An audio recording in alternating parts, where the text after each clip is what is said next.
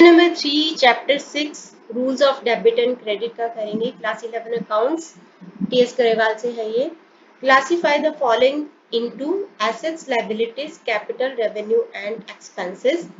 तो पहले हम ये कॉलम बना लेंगे कि एसेट्स, कॉलम हेडिंग बना लेंगे कि assets, expenses, liabilities, revenue and income, revenue and capital.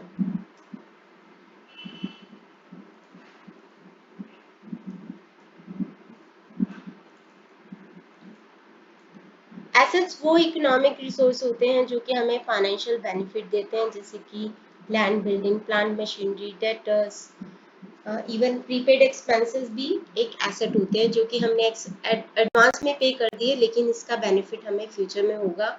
इसी तरीके से अक्रूड इनकम या आउटस्टैंडिंग इनकम जो कि हमने अर्न कर ली है बट अभी हमें रिसीव नहीं हुई है। एक्सपेंसेस होते हैं, खर्चे होते हैं, लॉसेस भी इसके अंदर आ जाएगा।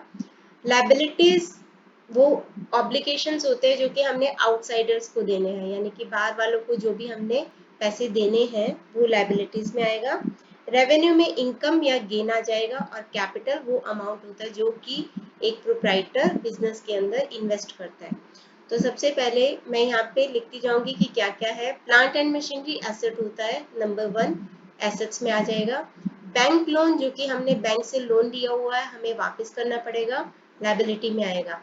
सेल्स इनकम को रिप्रेजेंट करता है, तो इनकम आती है उससे। रेवेन्यू के अंदर क्या आता है, इनकम या फिर गेन, तो सेल्स रेवेन्यू के अंदर आ जाएगा। रेंट अगर कुछ नहीं दिया तो ये एक्सपेंस है, अगर ये रेंट रिसीव्ड होता तो ये रेवेन्यू में आता, लेकिन अभी ये रेंट खाली दे रखा है तो हम इसको एक्सपेंसेस एज्यूम करते हुए एक्सपेंसेस में लिखेंगे। डिस्काउंट रिसीव्ड रेवेन्यू में आएगा क्योंकि ये इनकम होता है, नंबर 5।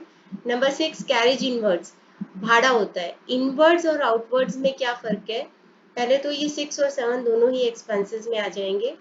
कैरेज इनवर्ड्स होता है कि जब हम गुड्स को परचेज करते हैं तो परचेज करते हुए प्लेस ऑफ बिजनेस, जहाँ पे भी आप काम कर रहे हो उन गुड्स का मैन्युफैक्चर करने का, वहां तक लाने का जो भाड़ा होता है उसको कैरेज इनवर्ड्स बोलते हैं। कैरेज आउटवर्ड्स बोलते हैं जब हम उन गुड्स को सेल करते हैं और कस्टमर तक पहुंचाने के लिए जो भी हम ट्रांसपोर्ट वगैरह भाड़ा देते हैं तो वो कैरेज आउटवर्ड्स होता है। दोनों ही एक्सपेंसेस होते हैं तो एक्सपेंसेस में आएगा। परचेजेस रिप्रेजेंट करते हैं एक्सपेंसेस को, क्योंकि जब हम परचेज करते हैं तो खर्चा होता है, एक्सपेंसेस होते हैं। वेजेस भी एक एक्सपेंस होता है जो कि हम फिजिकल काम करने वाले लेबर को, जो कि फैक्ट्री में काम करता है, उनको देते हैं, उसको वेजेस बोलते हैं, तो ये भी एक्सपेंस होता है। एडवांस इनकम मतलब इनकम रिसीव्ड इन एडवांस, मतलब कि जो हमने काम अभी किया ही नहीं है उसके पहले ही हमें पैसे मिल गए, तो अभी हमें उसके लिए काम करना है, तो ये आ जाएगा लायबिलिटी में। लायबिलिटीज में आता है आउटस्टैंडिंग एक्सपेंसेस, यानी कि जो एक्सपेंसेस ड्यू हो गए हैं बट हमने अभी पे नहीं किए। और इनकम रिसीव्ड इन एडवांस, जो कि इनकम हमें पहले मिल गई लेकिन अभी हमने उसके लिए काम नहीं किया। अक्रूड इनकम होता है आउटस्टैंडिंग इनकम, यानी कि ड्यू टू बी रिसीव्ड, मतलब हमने अर्न तो कर ली है लेकिन अभी भी हमें उसके पैसे नहीं मिले, तो ये हमारे लिए एसेट होती है। गुडविल होता है गुड रेपुटेशन, जो कि हमारे लिए एसेट होती है क्योंकि हमारी गुड रेपुटेशन हमारे बिजनेस को बेनिफिट देती है फाइनेंशियली, हम दूसरे के मुकाबले में प्रॉफिट ज्यादा अर्न करते हैं। फर्नीचर एंड फिक्सचर एसेट होती है, 13 एसेट में आ जाएगा। आउटस्टैंडिंग एक्सपेंसेस हमारी लायबिलिटीज होते हैं, तो 14 लायबिलिटी में आ जाएगा। कैपिटल में आ जाएगा।